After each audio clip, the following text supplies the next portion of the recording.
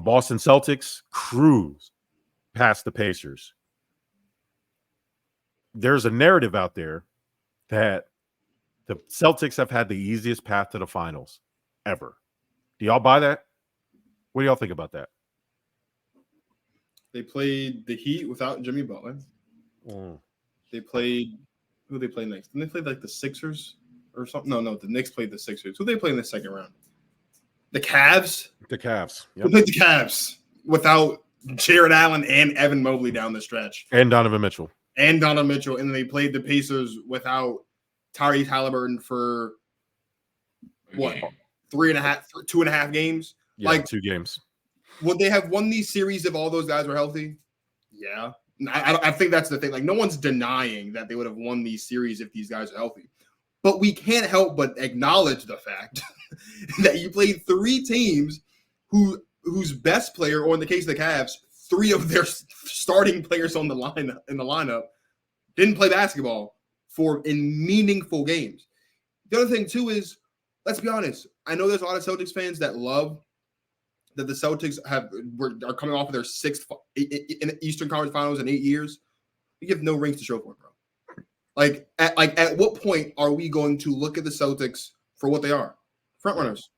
Yeah. So like great.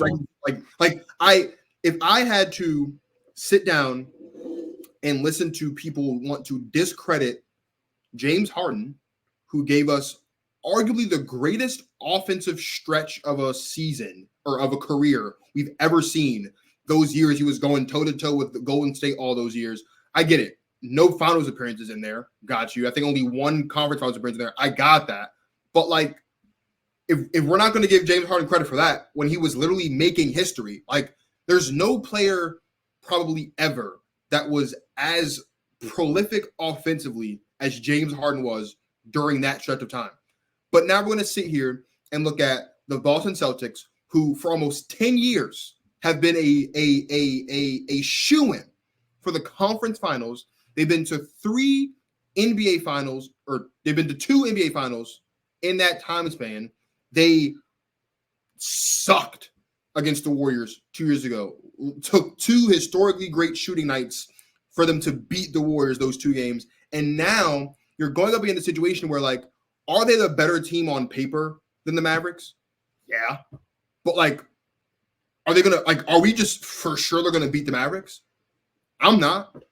If you go, like, on ESPN, I know ESPN's, like, so whack nowadays, but, like, ESPN tracks, live probability of win percentage. In games 1, 3, and 4, the Pacers had a 90% chance to win those 3 games with, like, 4 minutes left to go.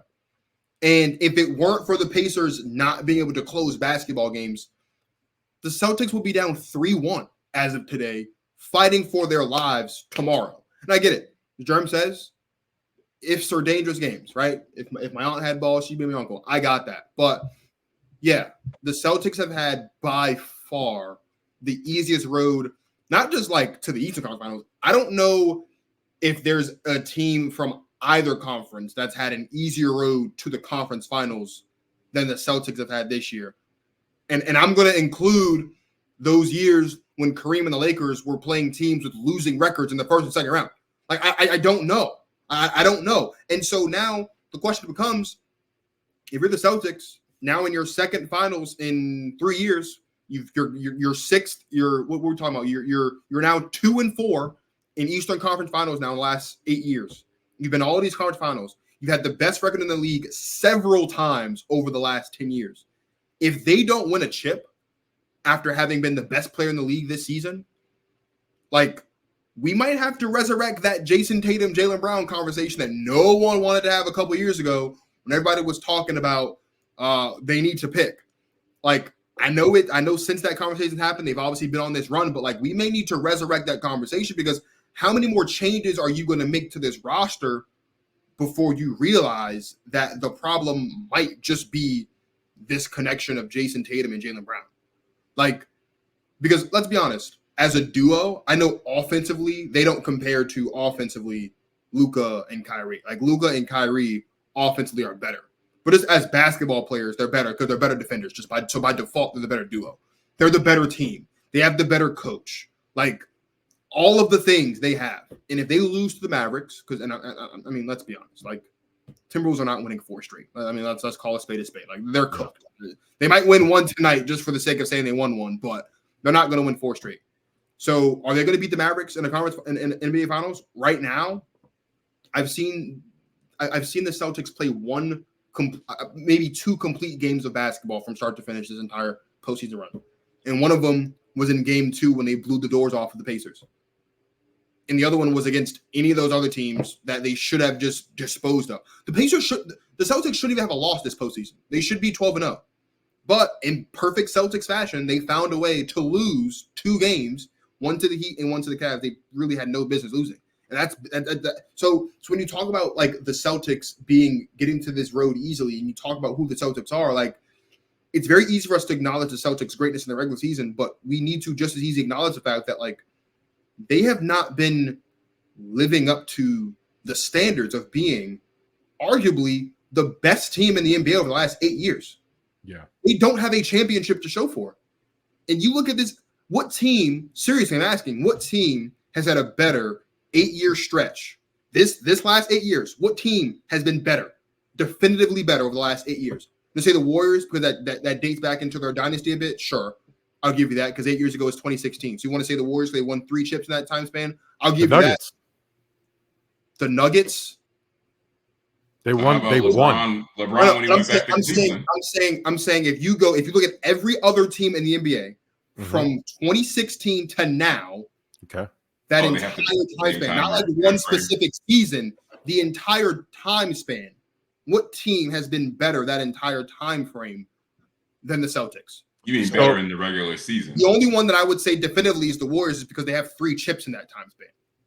Yeah, I mean, okay. Teams that have had individual seasons in that stretch better than the Celtics, but probably, I mean, other than the teams that have won titles, but in terms of overall consistent, I don't want to use the word greatness, but been relevant.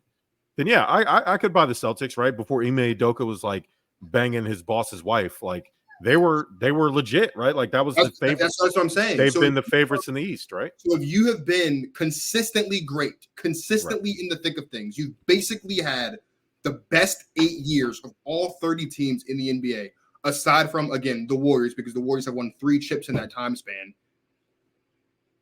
And you close out this 8-year period with nothing. Right. They're going to go into this series as the favorites because they're a better team. They lose this. Like, what do we have? What do we? How do we go into next season picking the Celtics to win anything? The Celtics. The problem is, right? Show me your past. I'll tell you your future. The Celtics have a history of beating themselves. So I mean, even if if the Timberwolves miraculously win 4 games in a row, which seems unlikely, and if they do, then the Anthony Edwards Michael Jordan comparisons kicked up a notch because teams are 0-149.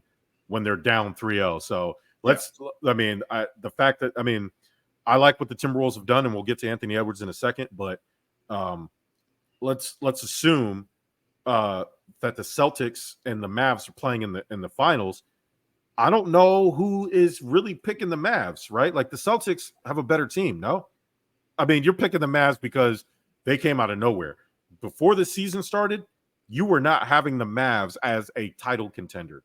You had them as a playoff team, maybe, but not a title contender. And the playoff team is really because there's 10 playoffs teams now, right? Instead of the regular 8. So if the Celtics were favored to be the East favorites from the jump, like they are expected to be here. So anybody who says they're realistically picking the Mavericks are doing it off of recency bias. So I agree with you, Dwayne Marcus. There is a lot on the line for Jason Tatum and Jaylen Brown, specifically because the narrative has been they can't play together. That has been the number one thing about this team because they have fallen apart in the playoffs the last, let's say, 3 years, legit. You know, you can take apart their youth in their first couple of years, them kind of transforming into superstar type players. But like there was a lot of talk in the offseason about Jaylen Brown getting traded. Like that was like, let's not forget that happened, right? So, but because you played a Miami Heat without Terry Rozier and Jimmy Butler, because you played, in some form or fashion, the math, how it worked out in terms of matchups. You dodged the Sixers because Joel Embiid basically came back early from an injury to try to make a magical push, pass, and he just wasn't ready. And then obviously you dodged without Donovan Mitchell and Jared Allen, which would have made a huge difference. Just one of those players could have made a huge difference. And then again, you just played the Pacers without Tyrese Halliburton. So now the pressure is really on you because you have fresh legs. Even though the Mavericks are up 3-0 on the Timberwolves, would you guys not agree? It's been pretty much a dogfight. Like, these games have come down to the wire. These are hard-fought victories. The Mavericks just happened to luck out and win these games within the last, let's say, 2 or 3 minutes of each of these games. It's been nuts, right? Luka is growing his legend.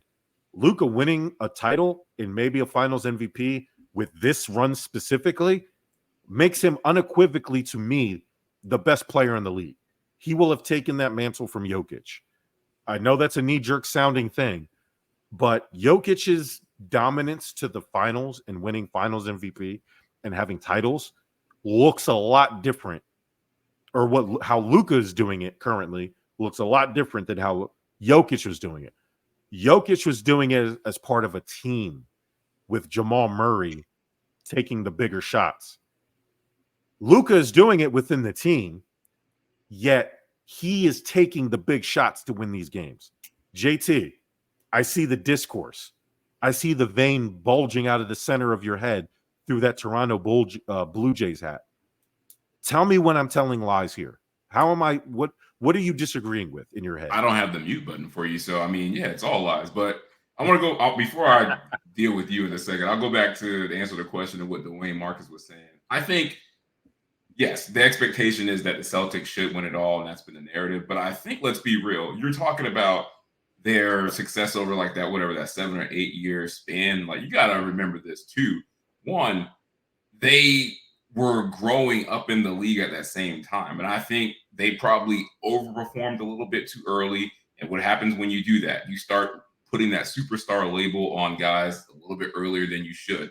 The same thing is going on right now with Anthony Edwards. It's like, oh, he's Jordan. Pump your brakes. Like, this is his first playoff. Like, he has to do a whole bunch of growing up and experience, failure before we start even saying he's a superstar. So I think the fact that we just gave him the superstar title, didn't check their resumes after, we kind of never took it back as an audience. So I think that's the problem. Like, the expectations for the Celtics are always too high because we just automatically assume they have 2 superstars on their team, and whoever you put around them, oh, it's going to work because you have these 2 superstars. They don't.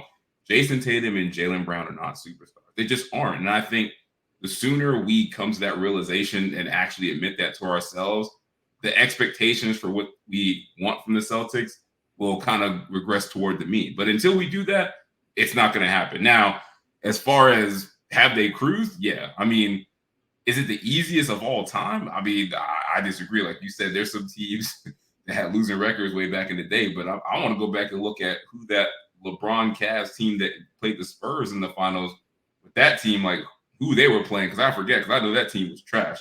It was like LeBron and it's 6 or 7 guys that only in the league because he called them up from the minors. So yeah. So I mean, it has been an easy path. But I'm gonna get to you about Jokic in a second. First of all, you're gonna do whatever you can, any opportunity to take a shot at the GOAT.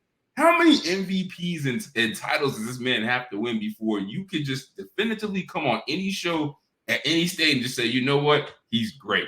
He's great, and he's the best player in the NBA. Because you've been fighting me with this Joel Embiid shit for years. And guess what?